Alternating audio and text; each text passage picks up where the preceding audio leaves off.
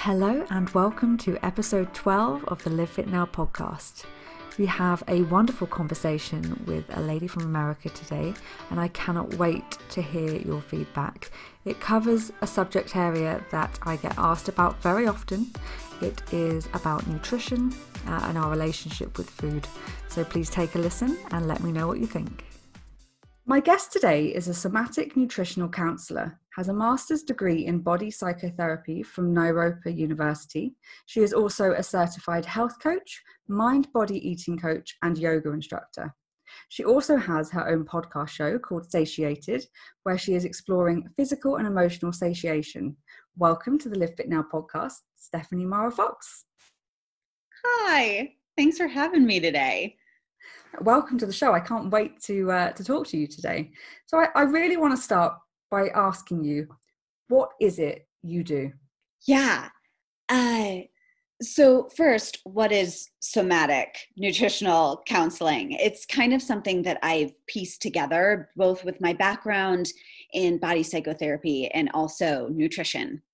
And so my approach to nutrition is more body oriented. I feel like we are so bombarded by mixed messages of what we should eat, what we shouldn't eat, what is best for our body, what's not great for our system. And so I really believe that all the answers that we're looking for live within our body. And so we can start to notice how food feels in our unique system. And so that we get to create our own unique way of eating that's only going to work for our body, and that's it. Because our body is unique depending upon our life experiences, our stress levels, our physical activity, where we're living in the world. And so I like to teach people, it's a little bit of intuitive eating, but also like tuning into body wisdom. And like, okay, if you have some kind of symptom after eating a specific food, we get to invite in curiosity of why is that arising and what is your body trying to tell you? Thank you. That sounds great. And do you think a lot of people are numb to how they feel when they eat food? Yeah, just from personal experience. I know for a really long time I was. I think that what I often teach a lot of my clients is the difference between physical and emotional hunger. And so with physical hunger, it comes on gradually. Usually we have very clear, distinct body messages that are coming, like stomach gurgles or lightheadedness. And really we don't have a craving for any particular food when it's a true physical hunger. It's like this just comes on gradually, and anything would satiate that physical hunger. Now with emotional hunger, it's very sudden and it wants something very specific. And that emotional hunger says it needs it now. So it's like, it's very specific and like, I want ice cream, I want chips, I want cookies, I want pizza, and I want it now. And so I think that we get those wires crossed at a really young age between interpreting physical and emotional hunger, because ultimately the first form of love we received as a baby was from food. Whether a woman breastfed their child or, a caretaker gave them food, like that was their experience of I'm being seen, I'm being held, I'm being taken care of, I'm being loved. And so from really a young age, we get these messages that food is love. And so I think as we kind of grow older, those being so sometimes enmeshed with each other that it can be hard to kind of separate them apart, because ultimately, no matter how much food we eat, it will never fully satisfy and satiate an emotional hunger for love and communication and connection and understanding. Does it take a long time to unravel which you're experiencing? It depends. I think that there are some people who are so ready for this work that they just it just clicks for them. They're like, oh, I get that. And for others, I think that especially if we've been numbing down with food for a really long time, and so we just feel disconnected from our body and what it's trying to tell us and the emotions that are trying to come up, it may take a little bit longer. And so I say this to my clients all the time, where it's is all about baby steps. Like I'm not big on just like big, huge changes, all these cleanses and diets, and they just like transform your whole way of eating, that it doesn't give the opportunity for the individual to actually assess what works for them or not. And so, I think it is all about baby steps of, some people are even really disconnected with their body of like, what is a body sensation? How do they know they're feeling something in their body? And so often it can just start there, where it's like, what is a sensation? Where are you feeling it? How do you know you're feeling something? Do you get people to pay attention when they actually eat? Because I know a lot of eating on the go is quite a big problem nowadays, isn't it? Do you encourage people to sit down and actually chew each mouthful and actually pay attention to what they can taste and how they're feeling and all of those things? Yeah, absolutely. And I like to explore like what's going to work for someone in their unique life. So if someone's like, I hate cooking, well, like I love to cook, I'm not going to like push someone and be like, well, you need to get into the kitchen and like you need to start cooking for yourself, because that doesn't work for everybody. So I think it's a matter of finding a way of nourishing someone's body in a way that really works for them. So if there are someone, like I've done this with some individuals where it's like, okay, if you're someone who's on the go, and you're just like, you work out of your car and just like, you don't have time to pre-make meals, it's like, okay, can we find places where you could get a quality whole food type of meal? And then is it a possibility of like eating it in a parking spot that feels like beautiful? So it's not you're driving while you're eating, you're not as distracted, you're at least giving yourself a moment, even if you're in your car, like park it somewhere beautiful. So like up at a park or something, so you feel like you have some, nourishing surroundings around you. But I think everybody kind of gets to make nutrition something that works for them. And then if it's like, okay, if you take a moment just to have that food while you're in your car, and then you move on with your day wherever you have to go, that could work too. Sure, there's so much research these days of how beneficial mindful eating can be. And so even just taking a baby step of, sometimes that can feel really overwhelming to people. So one like really simple strategy to ease yourself into it is just even just turning off like the TV or putting away your phone while you're eating, and like put on some music, or listen to a podcast that like feeds your brain while you're eating, or, like read a book. So if you want to slow down your pace while you're eating, you can basically take a bite and then read a little bit of your book. And then when you're done chewing what you're chewing, take another bite. And that can just slow down the process to actually begin to notice, well, how does this food feel in my body? And am I even enjoying what I'm eating? And does that in itself make you more often reach the state of being satiated? Yeah, so great question. I think that, so fast-paced eating, one, we will often miss the cues of satiation if we're eating really quickly. And so we won't know when we're full if we're eating really fast.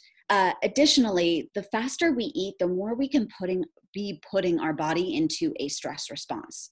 So like we could be eating the cleanest foods in the world in the most like balanced way and the most incredible meals. But if we are eating in a stress response, our digestion shuts down. Our body thinks there's something in our environment that it needs to protect itself from, and we go into a fight or flight response. And so we're not actually digesting and assimilating that food with ease.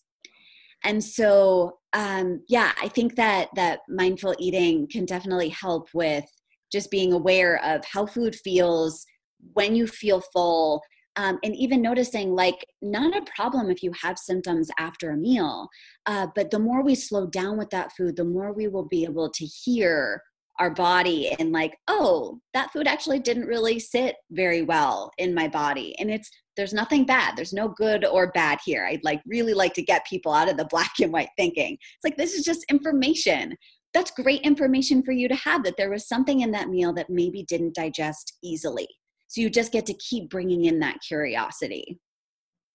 I guess why it's not necessarily digesting. There might be a specific reason at a particular time that your body doesn't want to have a certain type of food, and another time you'll have no response to it whatsoever. And you brought up the idea of good and bad.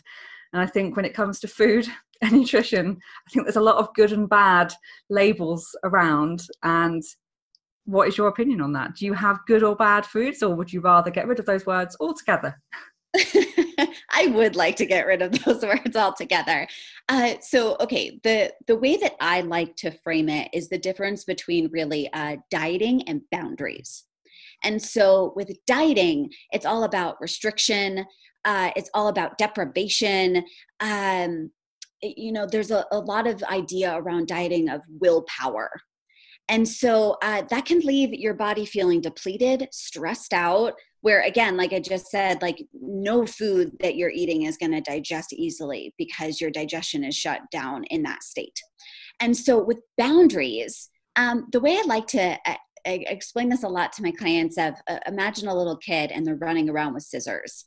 And like, you're going to tell them, no, you cannot run around with scissors because you're putting that little kid's safety, their body's safety as a top priority.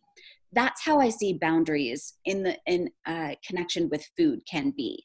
That it's not that you can't ever have any particular food. It's, okay, what foods make me feel the most vibrant in my body? And then you just get an opportunity to explore, well, do I need to set a boundary here? When I eat this particular food, does it make me feel lethargic, tired, bloated, cranky, anxious? And then it's like, well, do I really want to feel that way in my body? You can eat those foods. Because there's no good or bad foods. You can eat those foods that make you feel that way. That's your decision. But you also get to say, you know what? I want to put my care and safety of my body as a top priority. And so I'm going to say no, not because I can't have it, dieting mentality, but that we get to change internal language from I can't to I don't want this. So we're putting the power back on ourselves and less in the food. It's a completely different mindset, isn't it? Which I think I can see would make it so much more powerful. And I think this is a good opportunity to ask whether you do set diet plans for your clients, or whether it's more general advice for people to choose what they're going to eat. Yeah, I do a lot of experimentation with my clients because I think that there is so much conflicting information out there that I don't really like to tell my clients to eat one particular way. Because like you just beautifully said, sometimes it's if for women, like for example, where they are in their cycles, that it's just like different foods are actually going to resonate with their body depending upon what week they're in their cycle. And so I think it's more about discovering like what really resonates with an individual's body with so many different factors that can affect that. So yes, I think the only advice that I usually give around nutrition in just like ultimately discovering what works for someone's body is less processed foods, less fast foods. I'd like to imagine, okay, could I pull this out of the earth myself? Could I pick this from a tree? Those foods will have more nutrition, more minerals.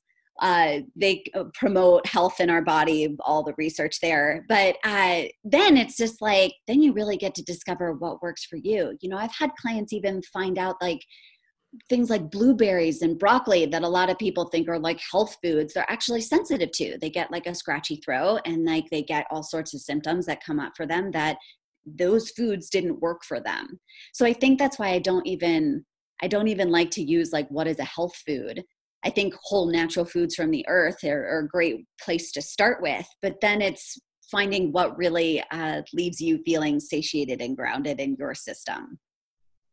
I agree completely. And it's so true, because I think even the idea of what healthy food is can create a stress for people, and they feel like they have to be having all of those things. Yeah. Even if it doesn't make them feel good, because they haven't gone looking necessarily to feel good. They've gone looking for what they think they need to do. Yeah, I completely agree with that. I had a client once who kept eating eggs. She was so convinced that like eggs are quality protein. I should be eating this every day. This is such a great thing for me to eat for breakfast. She got nauseous every time after she ate eggs. And I'm like, Well, if your body is telling you you're getting nauseous and your body is telling you that this food doesn't work for your body, why are you continuing to eat that food? Which can kind of invite in some really interesting conversations of the foods that you even know on some level don't actually work for your system. You get nauseous or headachy or some kind of symptom comes up. You get to invite in some curiosity of like, why do I keep eating this food? What is it about this food that I think I should eat or I feel kind of attached to? That's where like kind of the emotional hunger starts to come in of, there are a million reasons why we can crave a food. I'll dive into one that is one of my favorites to explore is that, and I've seen this really powerfully in my own life is, so for example, when I was a kid, my mom would always feed me the same exact thing when I got sick. It was scrambled eggs with toast and jelly and a ginger ale. And so as I grew older, though, some of those foods don't always like really settle in my body very well anymore. And so when I craved those foods as an adult, when I got sick, I got to be really curious of like, okay, I know some of these foods maybe don't really resonate with my system anymore because our bodies change. And so I had to get curious around like, oh, I'm really looking for motherly love. I'm really looking just to be like, I feel sick. I don't feel good right now. And I really just want my mom's care. And the way she showed me her care was through these specific foods when I was sick as a kid. And so we can have really powerful memories around foods. And so if you have a specific craving that kind of comes up for you, kind of explore like what memories you might have around eating that food. And exploring like, oh, did you eat it at a party that felt really fun and like you felt so connected and you get to be curious of like, oh, is that what I'm looking for in the present? And so it can kind of detach that like, oh, eating that food now in this moment may not provide me with the emotions and sensations I'm looking to feel. And we can start to get curious of like, could something else provide that? Yeah, sometimes it's the food and sometimes it's nothing at all to do with the food. Yeah. Do you think some people are scared to take control? To take control in what way? In as far as being more aware of actually what their body is telling them. They'd rather you tell them what to do rather than figuring it out for themselves with your guidance. Yeah, absolutely. No, I totally get that. I think the diet industry has basically taken our power away from us. And the more diets that come out and the more specific guidelines that come out around, even the new rages of paleo and keto and all of those things, that it's just like the more specific ways of eating that come out, the more confusing it gets, that we lose our power, that like ultimately only we know what is going to be best for us. And sure, I do work with some people that really just like, just tell me what to eat. Can you please just tell me what to eat? And so what I often go back to is like, I just want to simplify it for individuals, not make it so complicated anymore. Throw out all the rules, all the regulations. And it's like, okay, is what on my plate looks clean? Like, like I said before, like, could I pull this from the earth myself? Yeah. Did this come from a can? Did this come from a box? How many ingredients are in this thing? Could I understand all the ingredients that are in this box? Just to kind of simplify of just the less processed foods we eat, the more we can actually hear what foods do work for our body and what does not. Because I think that the more processed foods, they're more loaded with salt and sugars and preservatives that kind of like, they do make it really like kind of, I don't like to use the word addictive, but it like does kind of like hit all of those things in our body that make it so it's really hard to stop eating them.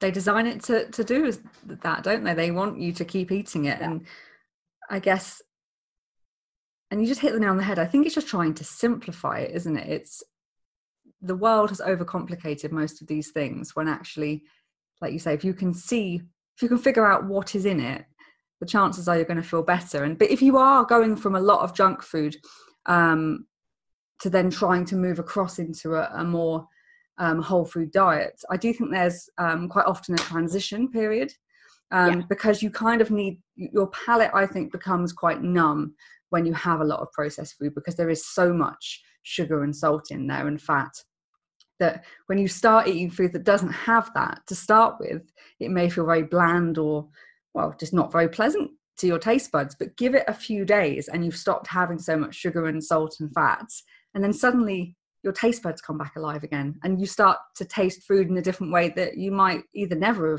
have tasted or not for a long time. And I think it's, again, being open to that process.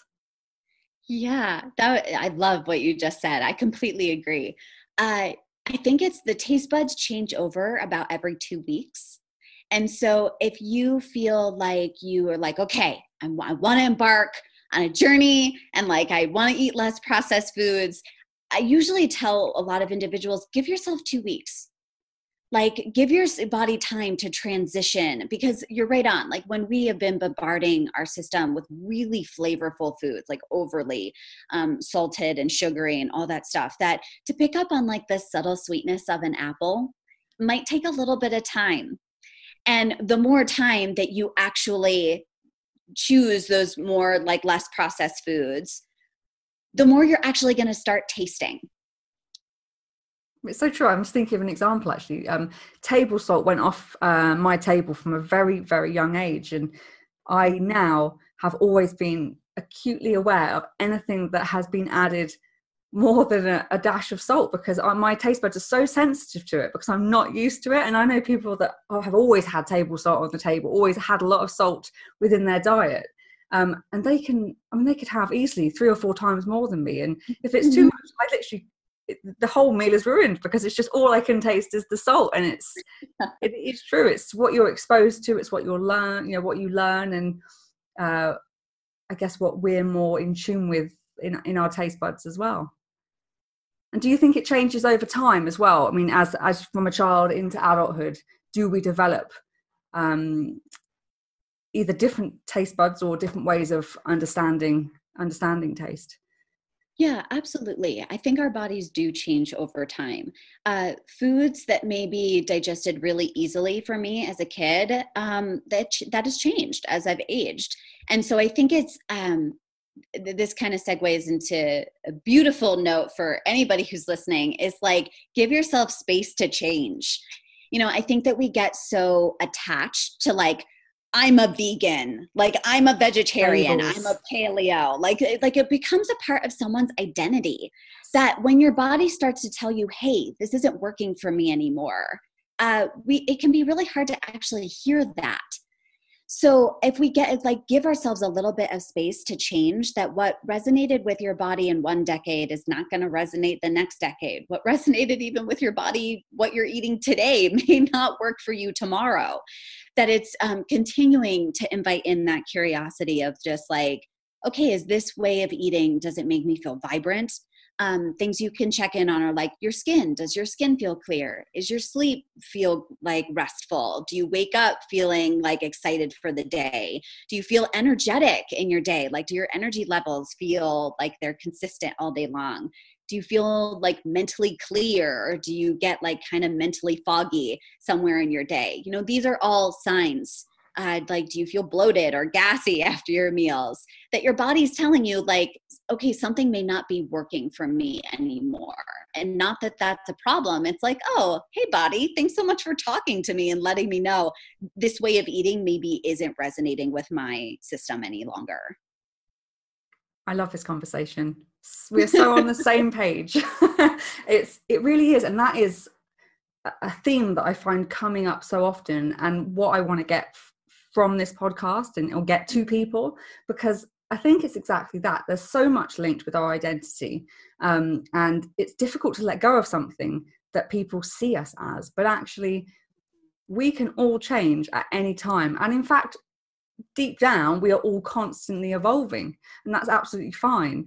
And we don't want to be held back and restricted by the idea that we have of ourselves, or the idea that other people have of us, because it's preventing us from moving on to the next stage. So I think it's so important to evolve, and that is why I want people to have as much knowledge as possible. They're then educated and empowered to focus on the things they need to focus on.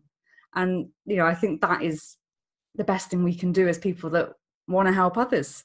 So the question I have for you is, how do you think best we can keep track of how we feel when we eat food? I mean, do you think something like a diary is a good idea, or are there other methods you would recommend? Yeah, I know that a lot of really strong emotions come up for people around journaling. So I am a big proponent of journaling and just tracking and writing things down. But with all of my clients, I'm like, let's find what works for you.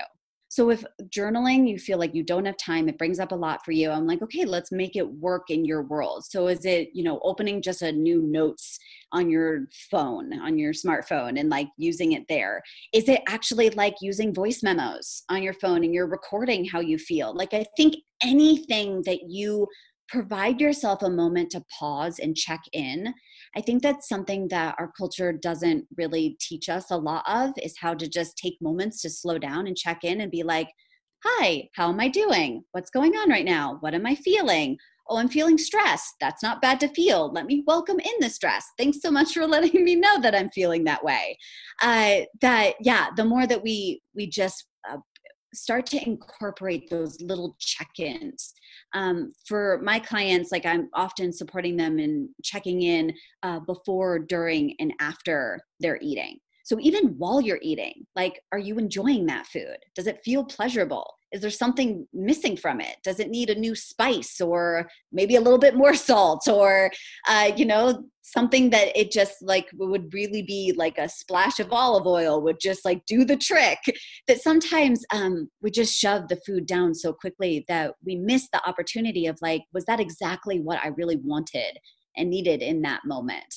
So just even setting reminders on your phone of just like that, just say, hey, check in with yourself, I think can be really powerful. That makes absolute sense. And I really feel that the whole societal diet culture has made food for a lot of people extremely stressful.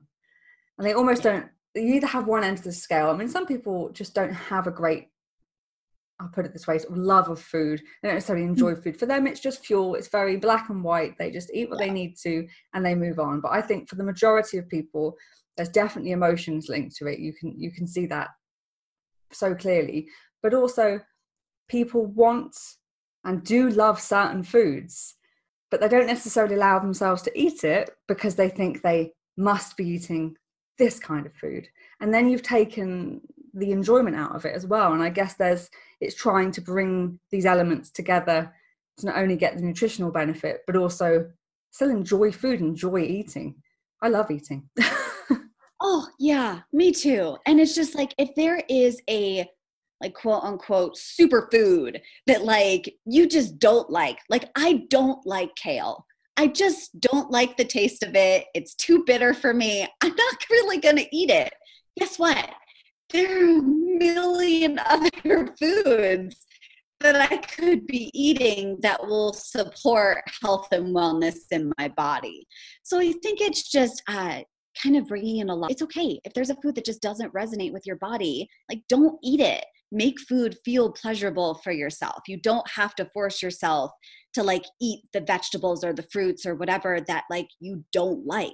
Find the things that you do. So we're focusing more on the positive aspects of health and how you want to feel and being guided by that, instead of like, oh, health is I have to eat all these things that I don't like. And the truth is, there is no ideal perfect diet, the thing that we, the way in which we should all eat, because you could read a million studies and they'll all give you different outcomes, and there's good and bad for most things. And yes, there may be a fundamentally winning diet, but that's not to say it's right for you. It really is about trying to strip that back, but it's hard when there is so much advertising and deep-rooted societal problems linked to it. I mean, it's for a lot of people, I guess these things are deep-rooted from childhood. We're not even talking a couple of years, it's entire lifetimes.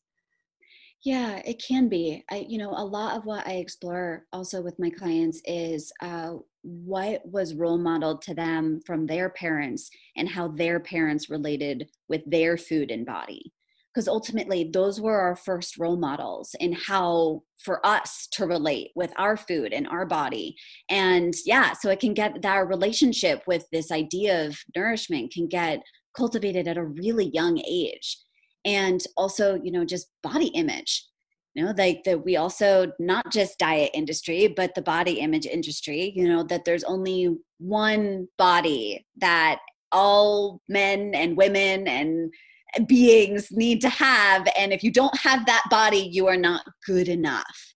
And so it's, so many people are then forcing themselves to eat a particular way to get that body. When if we kind of started to break down, like body acceptance, I feel like these days is now like you're being a rebel.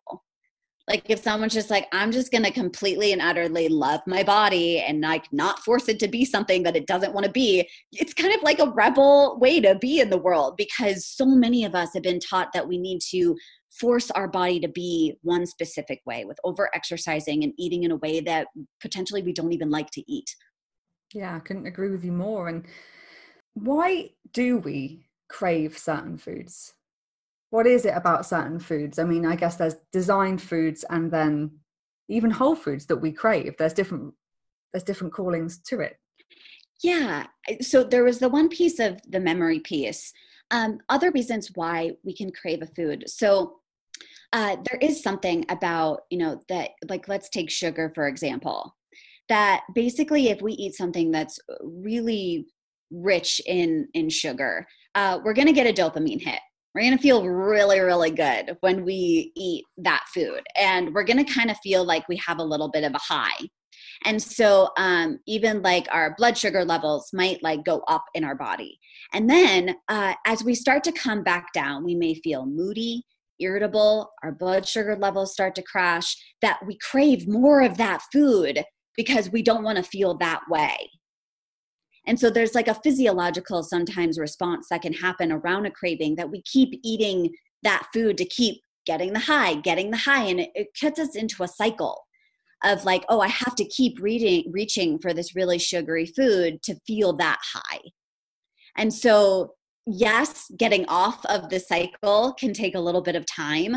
And not that I want to say that sugar is also good or bad. I think that there are some people who are more or less sensitive to it, because this is all about like your unique body, that it's really finding also that sweet spot of like, okay, are you someone who is super sensitive to sugar? Are you not? If you're not, you may be able to process and assimilate a certain amount that is unique to your body that will be very different to someone who is very sensitive to sugar. Are there any particular ways of testing this, or is it purely through experimentation and making notes of how you feel? Yeah, that is the way that I have kind of, the route that I've gone down is really noticing how you feel, because I think that our body has all the answers we're looking for. I do a lot of research and reading on like even the food sensitivity testings, and there's not 100% validity to any one that's out there. I kind of experience them as just like a snapshot of like what's going on in your body that day. But if you literally took that food sensitivity like a week or 2 weeks later, you would get completely different findings. I've had clients do this. So I've seen it over and over again, that it's, I think that yes, there are some things that we can go to the doctor and test out on our body. And your body, as you start to like, eat more of those whole foods and give your body space and time to like transition into that, your body's going to start talking to you more and more, and you're going to hear those messages a lot more easily. Yeah, I guess taking those tests is just another way of creating more rules for yourself rather than just listening. Yeah, they can be. And like what I really love to support someone with is stepping back into trust in their body. With all the messages that we're bombarded with, we've really like learned to distrust our body, that we can't listen to what it's telling us, that everybody externally knows what's good for us and they know it better than we do. So I might as well not listen to the fact that like this food makes me be bloated because I'm supposed to eat this because it's a health food. And so yes, sometimes those tests can be really supportive and give people the answers they've been waiting so long to discover. And I like to support someone in finding the clues. What are the clues their body is giving them now that they could have discovered that potentially on their own without the test. Yeah, sometimes it can be confusion within your own thought process, and someone else can just give you a little bit of clarity. Yeah. So I'm actually really interested to find out why you're here. Did you have a pivotal moment that led you down this path that to be what you are today, or was it just what you always wanted to be? Yeah. I think there's often a reason someone gets as passionate about nutrition as I am. So in my kind of like late teens, early 20s, I started experiencing some pretty intense digestive pain. And Crohn's and colitis run in my family, some digestive disorders. And I have so I got I got a colonoscopy done when I was 21 years old, and an endoscopy. And so when they wanted to make sure everything looked okay, and everything did. So thank goodness for that. But, at that time, because this was a while ago, I think we've learned so much more about gut health now. But, all they diagnosed me with was irritable bowel syndrome, and just said, notice your triggers and watch your stress. And that was the only thing that I got. That was the only guidance that I received. And so I was like, well, this is BS. And so I kind of launched down my own path of that started me in my very first yoga teacher training certification. So, really kind of diving into that mind-body connect and starting to notice like how foods feel in my body and noticing those triggers. And at that point in time, as a kid, I definitely had my emotional and physical hungers crossed. I would often reach for food to self-soothe as a kid. And so I really had to learn what those differences were. And, something that I think that we don't really talk a lot about in the nutrition world is that when we discover a pattern that ultimately, like a food pattern that ultimately isn't serving us anymore, like we realize, eating this thing, fill in the blank there as you're listening. I'm sure a lot of people think of that thing that they reach for, that thing will never provide you with what you're looking for. It will never provide you the love or the connection or communication or understanding that you're really desiring when you reach for that food. There can be a grieving process. And I definitely had to go through that of just being like, not that I can't, again, ever have that food, but the reasons why I was reaching for that food had to change. Because I had to say goodbye to the reason, like, I have to actually start being with my emotions. I have to actually start exploring, how do I emotionally satiate my body in a non-food way? And so that took some time. And so, that's, so then I got some health coaching certifications, and then I got my master's degree in body psychotherapy, and really was just have kind of dove into this mind-body connection and like what actually nourishes our body, mind, and soul. And it's, and how do we also, again, like make that simple, that it doesn't have to be super complicated. Sometimes like one of my favorite things to do is just go outside and like lie on the grass and stare at the sky and like not do anything at all. And like that feels so incredibly emotionally satisfying that any, urges that I had previously to reach for food, they're gone because I did actually what I needed, not what I thought I needed. That's a great story. And I can definitely see how you've got to where you are today. And yeah, it's interesting you say, I think we're in really interesting times because there's so much more research now, as you say, into gut health and gut mind connection and the microbiome. And there's endless research into this area now. And it has changed so quickly. Like since I was diagnosed, the doctor said to me, I asked like straight away, I think, is diet related to this? Are there things that potentially causing this or making it worse? And they're like, no. It was like flat out no. And I'm like, that just doesn't sit with me. There has to be some sort of correlation. Like it just wasn't quite right. And they are evolving now. The position that those doctors have is changing because, well, I guess for them, obviously they're basing it on the scientific research and it wasn't there yet. And now there is so much going on. It's such a fascinating area. And Yeah. it is impossible to disconnect any of these things because everything knocks onto the next. Yeah. So at the end of my master's degree, I actually, my thesis got published, and it was how to cultivate a relationship with the gut brain. Wow. And so, so that's kind of where my path really led me, and just like, okay, well, how do we cultivate that relationship with like our enteric nervous system, which lives in our gut, and that it's talking to us in many different ways. And so anybody who's listening to this, you can go to my website at stephaniemera.com and click on the About Me page, and it's linked at the bottom. I'll put a link in the show notes. Yeah. Like, so, and like that, that was a really powerful research. Just even seeing, like, I think it's getting a lot more popular now around just how powerful and connected our gut health is to our entire well-being, that like 95% of our serotonin is made in our gut, like our happy neurotransmitter. And so, I find the gut just, having gone from experiencing such intense pain to discovering like I'm no longer in that pain anymore, and discovering along the way, like what supported me in not feeling that pain anymore, has been a really incredible experience. It's a powerful journey, and it means you can be so much more empathetic to the people coming to you with symptoms, because you've been there, you know what it feels like. Yeah. And this didn't happen overnight.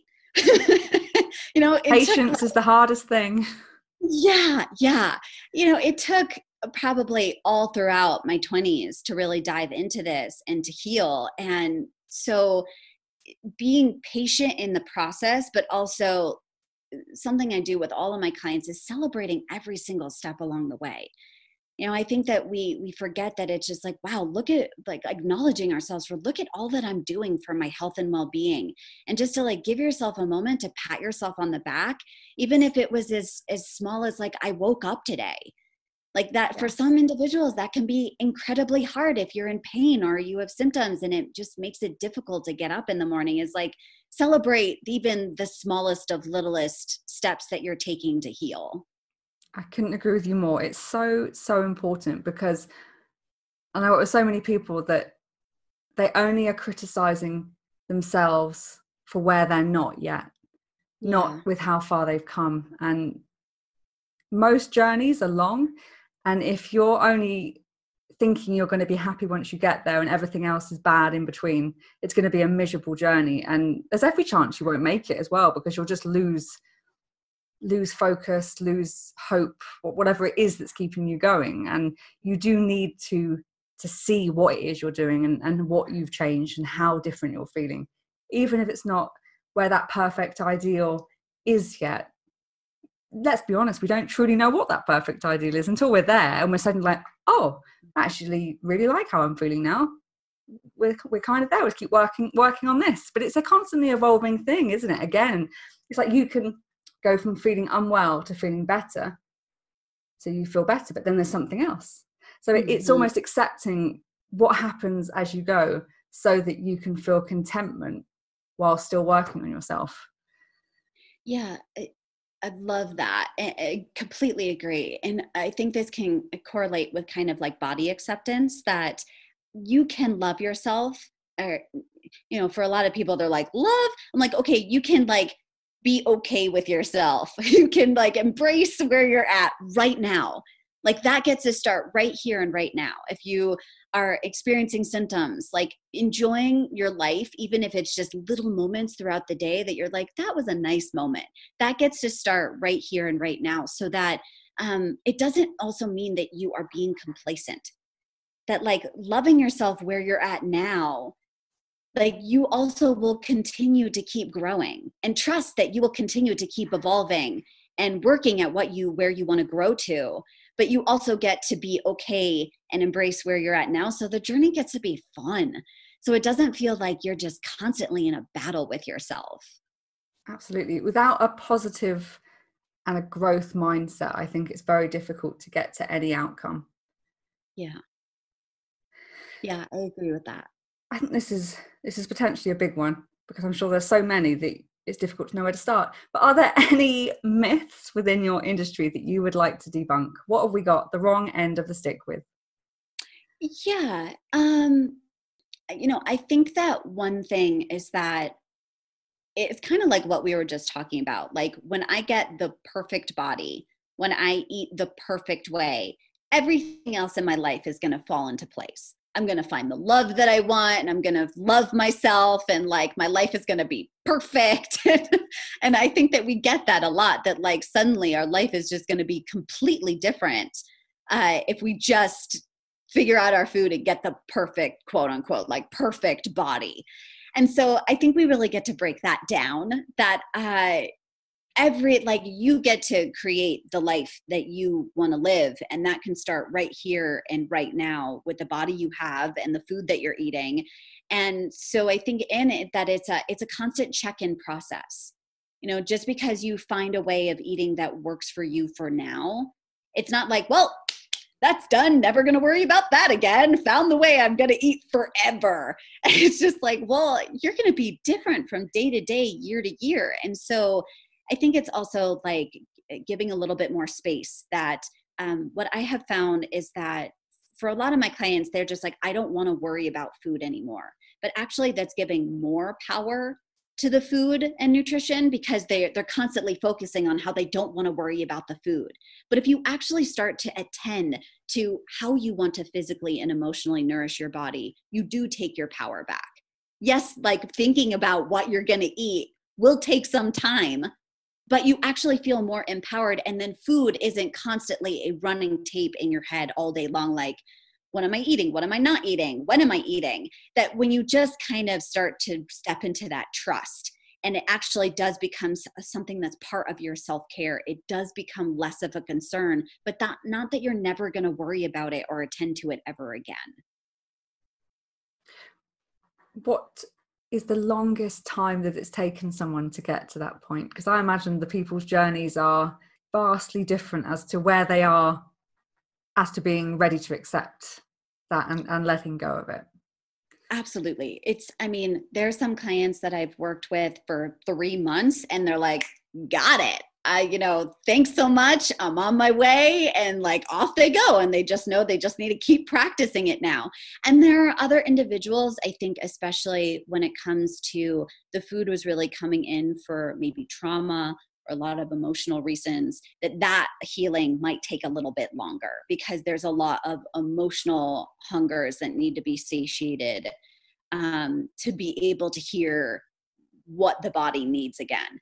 So it really depends upon the individual. And for me, I'm just like, I don't want to put a pressure on any person that they need to get to some place as fast as possible. And so it's like, I offer the tools and we work as like in depth as someone's ready for. And that can be, where someone ultimately wants to be will be, that process will be different for every person. Yeah. Do you think emotional eating is bad, or does it have its place within our eating? Yeah. I love that question. So there's actually like a quote that I've put out there that like all eating is basically emotional eating, because we're always feeling something, even if that's emotional beings, because we feel content. And so when it comes to like I know I've said the term emotional eating because I think it's something that people, they identify, they know, but ultimately it's not a term that I often use. Like, it's like, okay, are we eating from a place of emotions? If so, that's not a problem. Sometimes it's like, I grew up in a family that like food was often part of like big celebrations. And I have so many amazing memories around eating particular foods that, just bring me so much joy, because they, eating is also about bringing people together as well. So I don't want to like diminish that like eating in community is such a powerful experience. And so sometimes, yes, like, so there is a woman, Linda Craighead. She came out with the Appetite Awareness Workbook, and she created a term called effective emotional eating. And I love this term because it brings in a lot of compassion into that process, that basically you get to kind of be like, okay, I am choosing food in an empowered way in this moment. And I'm noticing that I'm not actually physically hungry, and I'm choosing this food for emotional purposes because I'm really looking for a sense of calm and peace that I think this food will give me. And so it's like, okay, can you eat that food with no distractions? Put it on a plate, eat it at a table, really notice like the pleasure that you're receiving from that food, what you enjoy about eating that food. And when you feel emotionally grounded again, that it's just like, okay, I'm not overly full. So it's not getting to the point where you're like, oh my gosh, I'm so full, I feel uncomfortable. But it's like, okay, you get to use food as a tool. That it's like, it can sometimes feel emotionally grounding to choose food. And so it's like in those moments, you embrace it, you accept it, and then you move on. So it's just like, okay, when you notice, like, I got what I needed emotionally from that food without overfilling the physical body, then you get to move on to choose something else. I guess that is the concept to grasp, to stop binge eating. That concept is. Yeah. And I think also that I like to normalize binge eating. There are a lot of reasons why that happens. And for anybody who's listening to this and experiencing that, like, there's nothing wrong with you. Like, there is a reason. I see that there's wisdom in every single symptom and pattern that we experience. And so it's a matter of slowing down to kind of explore, like, okay, what is the wisdom this pattern has to offer? And yeah, so I think it's just for anybody who's experiencing binging, it's like, okay, be super, super gentle on yourself. Like, this pattern has come into your life for so many different reasons to try and support you in feeling safe and protected and grounded in a world that feels maybe really scary and really uncontrollable. And so whatever someone enacts in their relationship with food, I think starting from a place of compassion can just bring a lot of gentleness into that process.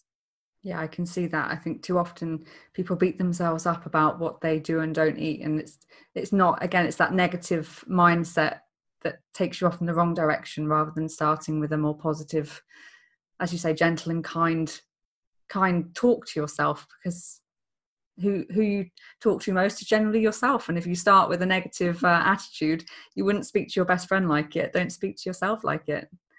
Yeah, exactly. And yeah, you get to meet yourself as your own best friend, and that ultimately, it will lead to a lot more nourishing interactions. That it's there it is. What I was going to say was that once we eat something, it's done. Like, why continue to beat yourself up for something that happened in the past? It's over. Can't change it. So it's right. It's just like, okay, well, I did that. I binged on that. I ate too much of that. It's done. Like, there's nothing I can change about what happened.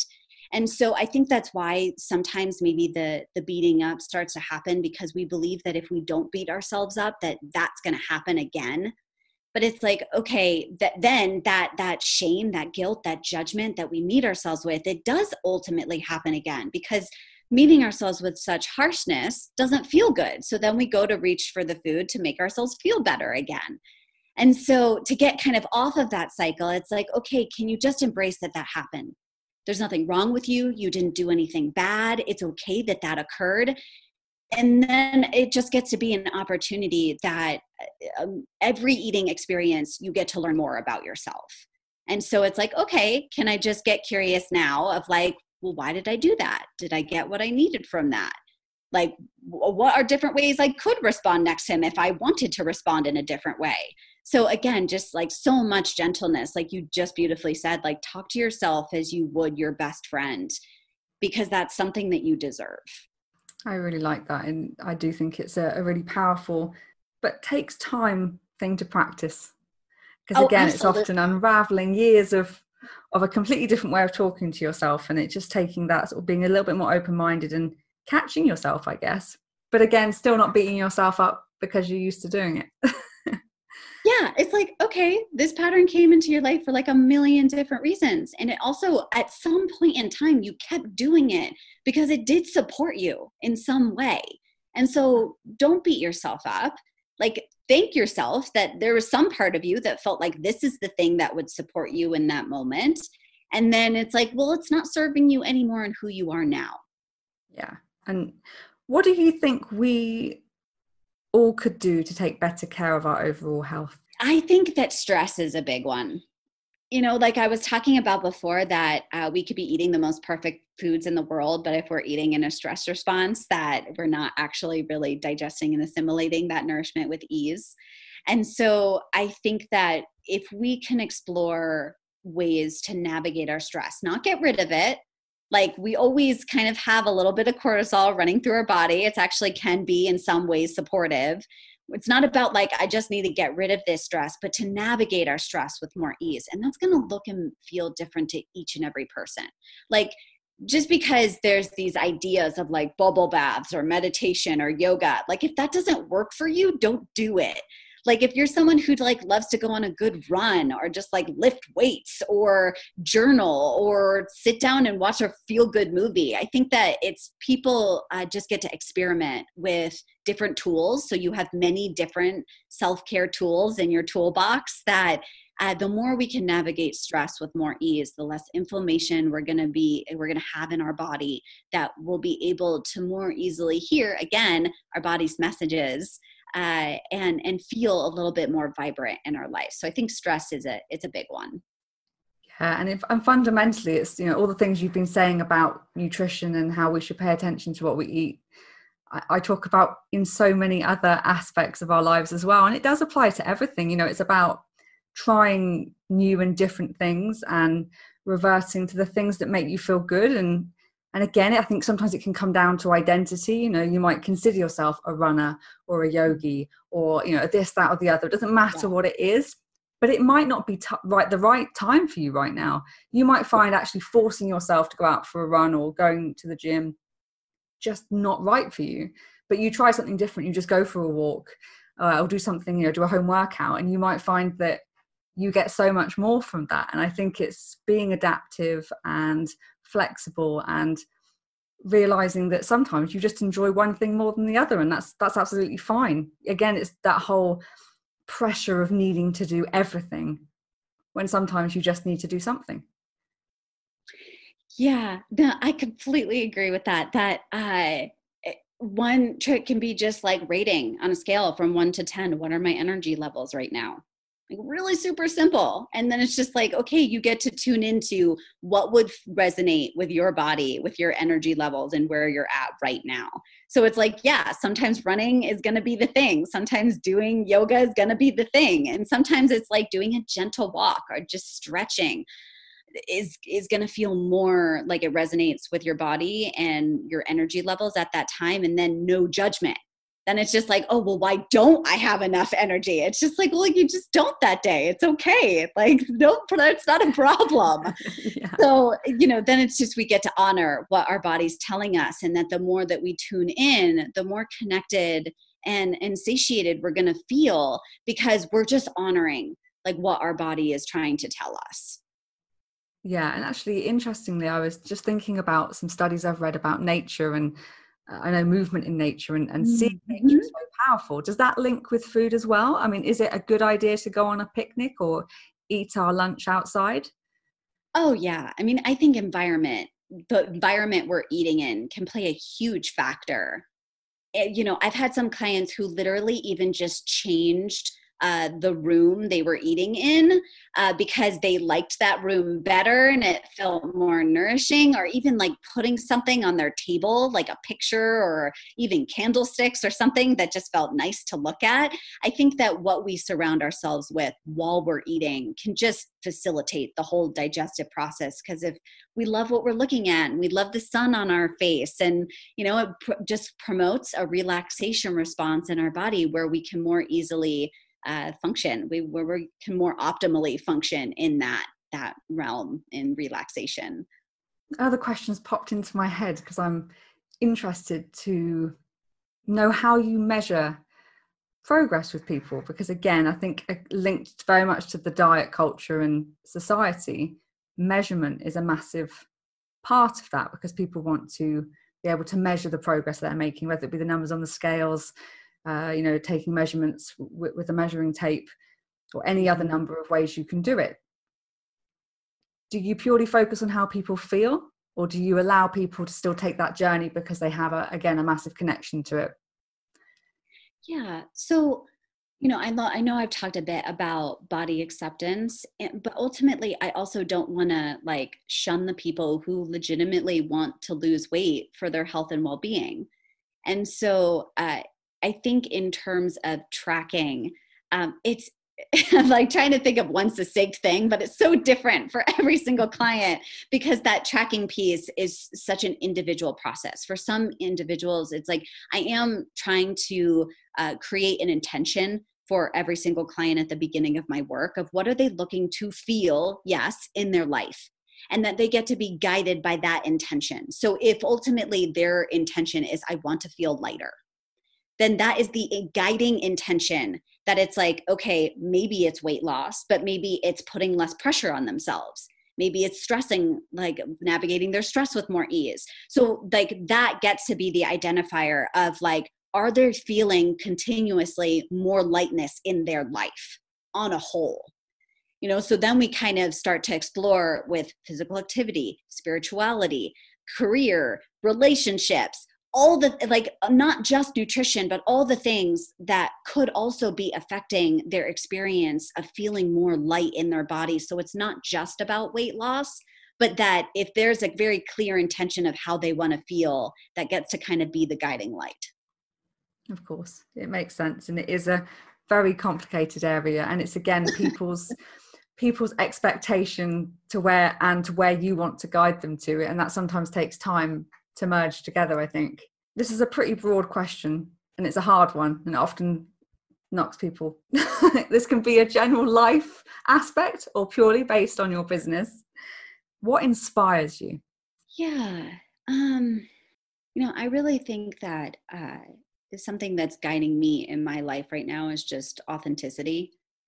And I know it's kind of maybe a hot word, but what I'm often looking for is I can be, as you probably can tell through this talk, I'm a little bit of a fiery person. I was a very direct kid. I was very blunt when I was little. And I've definitely learned over time the nuances of that and how to be direct in a respectful way. But I think that's ultimately transformed over time into what inspires me is people who are willing, who step out into the world with so much bravery and being like, this is my truth. And I think that a lot of kind of like going back to digestive issues, our digestive issues are not just us not being able to digest our food, but there's an emotional piece. I mean, there was a lot of emotional things that my body was holding on to that it needed to be digested and assimilated and released from my system emotionally. And so that really just always inspires me, that I feel like the more we're living in our truth, whatever that is. And when I talk about living in your truth, I feel like it can be a very like woo-woo thing to say, that what I mean by that is just like your truth is happening right here and right now. Like being like, okay, well, my sensations, my emotions, this is what's happening now and now and now. And that's going to change. So when I say like, I don't know if there's like one big universal truth to like live into, but I think it's just for those who are stepping out and being so brave with like, this is what I'm feeling. This is what's happening with me. This is what I'm going through. I think it does make nourishing our body that much easier. I think that we focus so much on the physical hunger that we forget that our emotional hungers need to be satisfied just as much. And that often when we feel more emotionally satiated by our own presence, because we're really attending to ourselves, physical hunger feels a lot more easy to navigate. So I think that's something that continuously inspires me, is just like how to show up with more and more authenticity and truth, and just being with what is, and also supporting others and being okay with like depression or sadness or anxiety or like all those, I've experienced all these things that it's just like, those can be experienced in the body as just sensations. They're just different sensations. They may feel like more intense sensations than the sensations that show up around contentment or happiness or joy. But we can experience them in the same calm way so that we get to just be with ourselves with so much gentle, loving kindness with whatever we're experiencing. Just allowing our emotions to ebb and flow rather than grabbing hold and keeping hold of them. I think that's so often the issues with emotions. There's again, I think there's good and bad, even linked with emotions. Like there are emotions that are good and you're allowed to have those ones. You're allowed to be happy and laugh and all those things, but to be sad, no, you shouldn't be sad. That's right. Like a bad thing. Well, that's just ridiculous. No one can be happy all the time. I'm a very positive person, but we all have our moments. Yeah. And it's fine. And we just I think it's more allowing ourselves to accept our emotions stops them limiting us. Yeah, I think that it's when we try to shove down, push away, numb out to the emotions that are present, that's actually when they start to increase in their intensity. And that while it feels counterintuitive, that the way out is through. That the moment we give ourselves a moment to be like, I feel sad, and just name it and make it okay to feel, that it actually dissipates from our body faster. Mm-hmm. Yeah, I agree with you. And I'd like to finish off by giving you the floor to share one thing that you think everyone would benefit from knowing. Oh.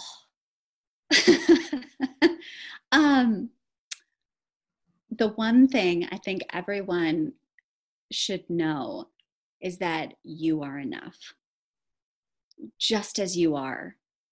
That you're good enough, that you're beautiful and amazing and wonderful and fantastic. And there are people out there who will be able to see your bright, shining light, and you don't need to change that for anybody. You just get to find the people who are able to really embrace and accept you as you. I love that. So simple, straight to the point. Absolutely wonderful. And thank you so much for your time. And where can the audience find you on the internet if they want to get in touch or find out a little bit more? Yeah. So first, my website is stephaniemera.com. And of course, I have like all my links to all my things there. You'll find me basically all over the place as Stephanie Mera. So on Instagram, there's a dash, the lowercase. I will pop the links. I'll pop all the links on the show notes. Yeah, are there ones you're more active on than others?